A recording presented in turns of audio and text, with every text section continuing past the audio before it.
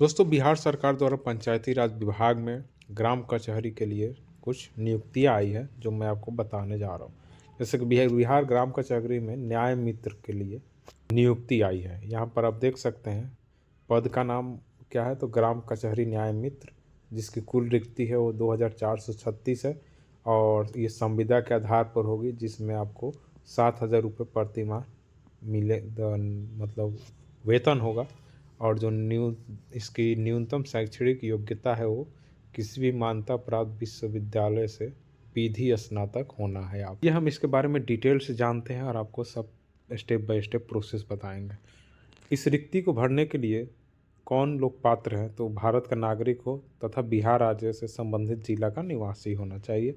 शैक्षणिक योग्यता की बात करें तो किसी मान्यता प्राप्त संस्थान से कम विधि स्नातक प्राप्त व्यक्ति ग्राम कचहरी के लिए नियुक्ति का पात्र होगा। आयु की बात करें तो उसकी आयु न्यूनतम 25 वर्ष और अधिकतम 65 वर्ष होनी चाहिए। आरक्षण जो होगा सामान्य प्रशासन विभाग सरकार के द्वारा समय समय पर जिला स्तर पर आरक्षण के लिए नियम ग्राम कचहरी न्याय मित्र के नियोजन के लिए प्रभावी होंगे। जो मतलब आरक्षण का जो नियम होगा उसी हिसाब से प्रभावी होगा वो।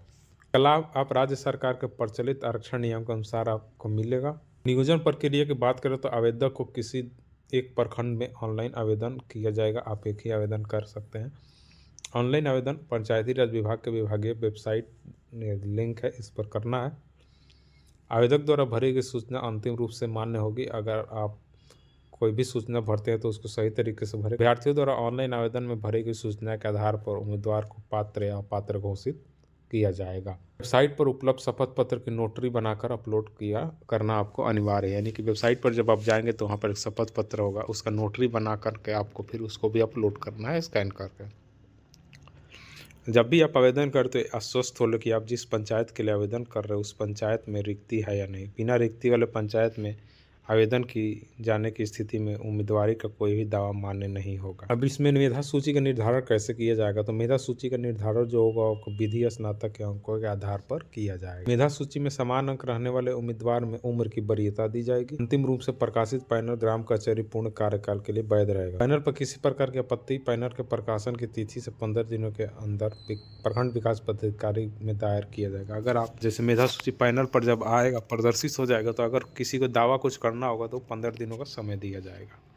ये रिक्तियाँ घट बढ़ सकती है। नियोजन से पहले चयनित उम्मीदवार को विहित प्रपत्र में इकरारनामा संपन्न करना होगा। ये कि संविदा के आधार पर नियोजित जो भी व्यक्ति होगा वो सरकारी सेवक नहीं माने जाएंगे और ना ही उन्हें सरकारी कोई सेवा मिलेगी या वो उसके हकदार होगी। इस प्रकार नियोजित व्यक्ति द्वारा नियोजन के पश्चात किसी सेवा में नियमित का दावा नहीं कर सकते। उनका जो नियोजन होगा बिहार ग्राम कचहरी नियमावली 2007 के अधीन होगा।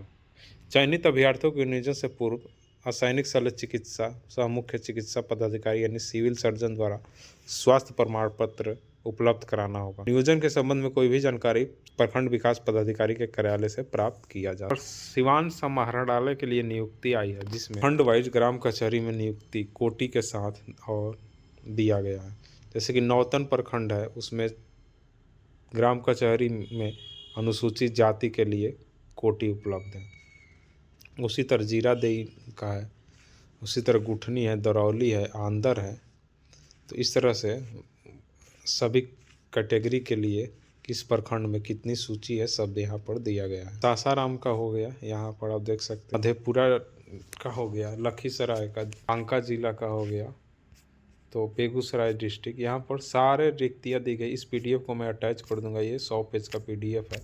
तो यहाँ पर जो भी उम्मीदवार जिस भी जिला से हैं वो अपना उस जिले में जिस प्रखंड से उस प्रखंड के किस पंचायत में या ग्राम कचहरी में कितनी रिक्तियाँ हैं या नहीं है वो आप देख सकते हैं। यहाँ पर गोपालगंज जिले हो गए ना बात, तो इस तरह से सारी रिक्तियाँ आपको मिल जाएगी।